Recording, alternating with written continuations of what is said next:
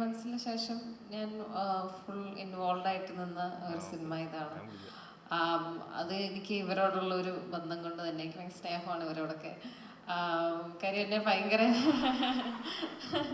എന്നെ ഭയങ്കര നന്നായിട്ടാണ് ട്രീറ്റ് ചെയ്തതും കൺസിഡർ ചെയ്തതും ഒക്കെ. പിന്നെ സിനിമ പറഞ്ഞാലും ഷീചേട്ടൻ ആദ്യമായി കഥ പറയാൻ വരുമ്പോൾ തന്നെ എനിക്ക് ഐ വാസ് കൺവിൻസ്ഡ്. എനിക്ക് ഭയങ്കര ഇഷ്ടപ്പെട്ടൊരു കഥ കൂടിയാണ്. പിന്നെ ഹ്യൂമർ അധികം അങ്ങനെ ചെയ്തിട്ടില്ല. സോ ഞാൻ വിചാരിച്ചു എങ്ങനെയുണ്ടായിരുന്നു ഹ്യൂമർ അൽത്താഫ് പഠിപ്പിച്ച ശേഷം വർക്ക്ഔട്ട് ചെയ്യാൻ? എങ്ങനെയാണ് ഹ്യൂമർ ചിത്രം പൊതുവെ ചെയ്യാൻ അത്ര ഈസി അല്ല എന്നിങ്ങനെ പണ്ട് കുറെ കാലമായിട്ട് കേൾക്കണു. ബട്ട് എങ്ങനെ പുൾ ഓഫ് ചെയ്തു? How was it?